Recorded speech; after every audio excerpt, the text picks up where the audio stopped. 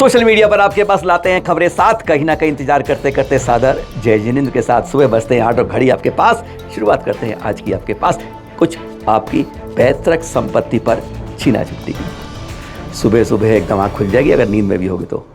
आपकी बाप दादा की जो संपत्ति है ना, वो जो पुश्तैनी है, अरे हल्की वाली नहीं, जिन जिन के पास भारी संपत्ति है वह छीन ली गई है।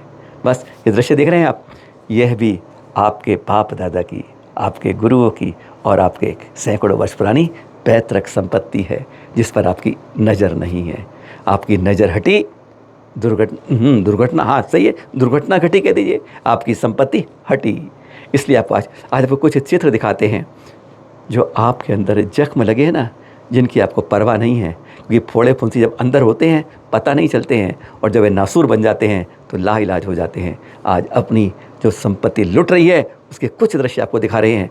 सरकार मानती है तो भी और सरकार नहीं मानती है तो भी। जरा चलिए शुरुआत करते हैं, 2-4 आज देख लेते हैं, गिनती में सैकड़ों की है। चलिए फलटन में महाराष्ट्र से शुरू करते हैं, इस जबरेश्वर क्या कहते हैं महादेव मंदिर से। जी हाँ, महादेव के मंदिर 800 साल पुरानी बात कर रहे हैं आपसे। 1237 तब जैन मंदिर था। आज यही बात कर रहे हैं। आपके बाप दादा के दादा के दादा के परदादा के पुश्तैनी जायदाद, आपके जैन धर्म की संपत्ति, भारतीय संस्कृति। कहते हैं ना, प्रधानमंत्री महोदय क्या कहते हैं, जो देश अपनी प्राचीन संस्कृति को उस रूप में नहीं रखता है उस देश का विकास नहीं हो सकता है। बस वही बात पे एक बार याद आई, इसलिए आपको सुना दी। क्या बात कर रहे हैं, यह है फलटन का जबरेश्वर महादेव मंदिर। चट्टान पर उकेरा हुआ है, इसमें प्रतिमाएं हैं। महादेव के बहुत प्रतिमाएं लगी हुई हैं इसमें, पर यहाँ के लोग आज भी बताते हैं, कोई कहता है, पर एक बात बता दें आपको, ASI भी इसकी देखभाल नहीं कर रही है। आज इसकी हालत, बाहर दुकानों का कब्जा जैसे उनका बर्थ राइट है, और अंदर आज हालत ऐसी हो रही है। एक समय यह जैन मंदिर था, आपको विश्वास तो होगा नहीं, वो तस्वीर तो है नहीं दिखा रहे हैं आपको, कहते तस्वीर हट गई होगी यहाँ से, वह मूर्ति हटा दी गई होगी। अब हमारे पास तो प्रमाण था नहीं, पर गनीमत तो यह है सरकार की कागजों में आज भी प्रमाण है इसका।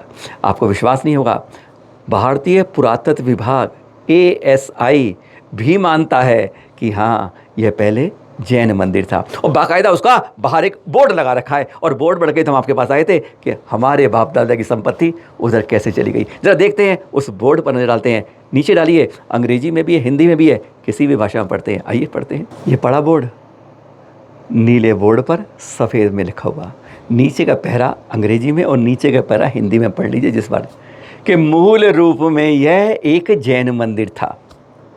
पार्श्वनाथ भगवान का कहते हैं मंदिर कि यह मंदिर था। मुगल काल के समय यहाँ पर कुछ हुआ, प्रतिमा को हटा दिया गया, शिवलिंग को रख दिया गया। यह सरकारी प्रमाण कहता है, मैं या आप नहीं कहते। कहते कि हमारी संपत्ति थी, भारतीय संस्कृति की संपत्ति थी, इसको बदला गया है। नहीं, यह इतिहास कहता है, जो आज भी सहेज के सरकारी कागजों में रखा गया है। पर गज़ब की बात है, संपत्ति आपकी है, दी दूसरे को है। कोई इलाज है इसका, समझ नहीं आता है। हम बाबरी मस्जिद पे जांच कर लेते हैं, काशी के अंदर कर लेते हैं, मथुरा के अंदर कर लेते हैं, कृष्ण जन्मभूमि की बात कर लेते हैं और बात कर लेते हैं, पर यहाँ पर जो सरकार में लिखा हुआ है उस पर हमारी आंखें नहीं खुलती हैं, कानों से नहीं गुजरती है। यही गजब का भारत है। महाराष्ट्र के थोड़ा पड़ोस में चलते हैं तो छत्तीसगढ़ पहुँच जाते हैं, दुर्ग जिले के अंदर, दुर्ग के नगपुरा गांव के अंदर। यह नागदेव मंदिर बात कर रहे हैं। छत्तीसगढ़ बहुत फेमस है, बहुत फेमस है। नाग पंचमी को कहते हैं बड़ा दूध पिलाते हैं, और कहते हैं यहाँ पर अच्छों की मन्नत पूरी होती है।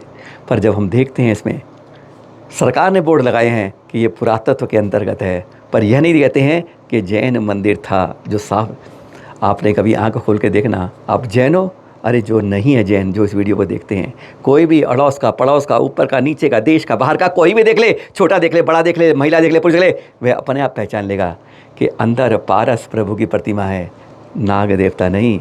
जैन समाज के, जैन धर्म के, जैन संस्कृति के, भारतीय संस्कृति के पुरातन में 23वें तीर्थंकर कहा जाता है। पारसनाथ, पारस प्रभु पार्श्वनाथ, स्पष्ट दिख रही है प्रतिमा, जिस पर कई लोग आके ना पर हल्दी लगाते हैं गांव वाले। एक दो वहाँ से पूछा भी कि भैया आज ये कुछ महिलाएं आई और उन्होंने जाके हल्दी लगा दी है प्रतिमा के ऊपर, मूर्ति के ऊपर। कहते लगाने का रिवाज है ये। कारण क्या है, जिसके घर में शादी होती है ना तो पहले हल्दी की रस्म यहीं पर होती है, यानी सबसे पहले मूर्ति पर हल्दी लगाई जाती है। कहते हैं यहाँ हल्दी लग गई तो समझ लो वह शादी सफल हो जाती है। यह तक मानते हैं। बच्चे नहीं होते हैं तो कहते हैं यहाँ पर महिला लाते हैं, जिसके 2-4 साल बाद नहीं होते यहाँ के श्रीफल चढ़ाते हैं, पूजा करते हैं, इस तरह से फल पूजे लगाते हैं और कहते हैं 2 साल में जब आते हैं तो साथ में बच्चे को लेकर आते हैं। यह है नाग देवता मंदिर। क्या कहा? जी हाँ, कहते यही है, पर दिखता है सामने जो मुराद पूरी करते हैं वह है दिगंबर जैन पारसनाथ। पर इस बारे में कोई बोलेगा कि अपने बाप दादा की संपत्ति को दूसरे देख रहे हैं, कोई इसको हजम कर पाएगा? नहीं।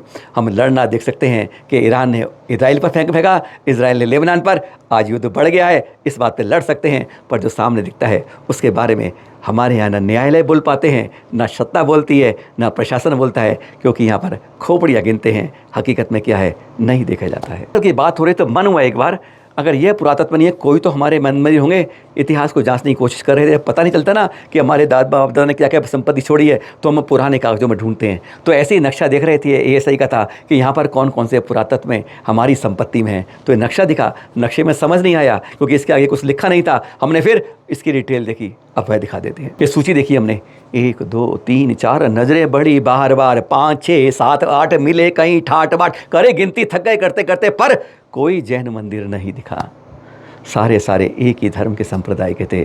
हमारे बाप दादा ने कुछ नहीं छोड़ा। गजब की बात है, जहाँ आज भी प्राचीन 100 से ऊपर मंदिर हैं, वहाँ एक का भी यहाँ नाम नहीं दिखा। गजब! हमारा सरकार, हमारी शासन, यही है छत्तीसगढ़ का प्रशासन। के हैं दक्षिण की बात करते हैं, सीधा इमानमलाई पोलाची के पास तमिलनाडु की बात कर रहे हैं। इससे मैं आपसे, वहाँ के लोग हमारी तमिल में नहीं समझ पाते हिंदी, और हम, अरे वो तो कुछ बोल भी लेते हैं हिंदी, लेकिन हम ऐसे हैं कि हम हिंदी के आगे या थोड़ा अंग्रेजी, बाकी नहीं समझ पाते हैं। दक्षिण में जाने में यही तो तकलीफ होती है। पर ये इवार मच है, यहाँ पर हम उनकी भाषा अगड़म पगड़म सगड़म मगड़म बस यही समझ पा रहे थे। हम वह अपनी भाषा में बोलते जा रहे थे, तमिल में दिख रहा था, पर हम उसको नहीं समझ पा रहे थे। लग रहा था उसने बताया थे, अब ये आपका जैन गुफाएं और जैन मंदिर नहीं है, दूसरे का है, इतना समझ पा रहे थे। क्योंकि बार बार वो यूँ कर रहा था कि जैन भाई साहब, पर ऊपर मंदिर के ऊपर साफ, मंदिर के ऊपर उकेरी हुई ये तीर्थंकर प्रतिमाएं साफ नजर आ रही थी कि ये मंदिर तो हमारा है। हमारा नहीं, हमारे बाप दादा का बनाया हुआ है, पैतृक संपत्ति है। हम तो आज कहें भारतीय संपत्ति है, भारतीय संस्कृति है, क्योंकि प्रधानमंत्री महोदय ने बताया था, शुरू में आपको बताया था, जाते जाते बताते हैं कि जिसकी प्राचीन संस्कृति को सुरक्षा नहीं रखा जाए वह देश विकास नहीं कर पाता। इस कान से सुना था, इस कान से निकालने का मन नहीं था। तो यह देखकर हमने पीछे गए, वहाँ देखा तो कई वहाँ पर गुफाएँ हैं, जैन गुफाएँ। अब जैन नहीं बोलते हैं, लेकिन आज भी पहाड़ पर उकेरी हुई हमने प्रतिमाएं गिनी तो 1 नहीं, 2 नहीं, 4 नहीं, 8 नहीं, पूरी 16 प्रतिमाएं उकेरी हुई पद्मासन रूप में आज भी वहाँ उकेरी हुई हैं, जिनको हटाया नहीं जा सका है। हटी हुई की बात नहीं कर रहे आपसे, प्रमाण साफ करती है। जैन गुफाएं हमारे बाप दादा के परदादा की संपत्ति को, जैन संस्कृति को किस रूप में बदल दिया गया है, सबकी आंख के सामने, सबके सामने, सुनने में नहीं, कहने में नहीं, देखने में दिखाई दे रहा है। और अंदर जैन शयन विश्राम स्थल, जो साधुओं को होते थे ना, गद्दे नहीं होते थे, पलंग नहीं होते थे, वह केवल दिगंबर संतों के अंदर है कि चट्टानों में उकेरे हुए प्राकृतिक रूप से जो होते थे, बस वहीं पर रात को विश्राम करते थे चंद घंटे, फिर अपने उद्बोधन और चर्या हो जाती थी। यह पहचान थी वहाँ पर। लेकिन आज यहाँ पर अतिक्रमण हो गया है, किसी ने गैर कानूनी कब्जे कर रखे हैं। हम अपनी संपत्ति को नहीं, हम आज अपने 2x4 या 8x8 के कमरों में, फ्लैट में बैठे मस्त करते हैं, लेकिन अपनी परदादाओं की अनमोल संपत्ति पर नज़र नहीं रखते हैं। अफसोस इसी बात का है, हम नहीं जागते हैं, जगाने वाला पड़ोस से कोई नहीं आएगा। जब तक खुद नहीं जागोगे, अपने अधिकार को नहीं मान पाओगे, कर्तव्य को पूरा नहीं करोगे, तो इसी तरह विरासतें लुटती रहेंगी। जो आज आपके पड़ोस का मंदिर है, कल वह भी इसी तरह खतरे की घंटी बजेगा, क्योंकि 2-3 पीढ़ियों बाद आप कहाँ होंगे पता नहीं, और मंदिर बदले हुए होंगे।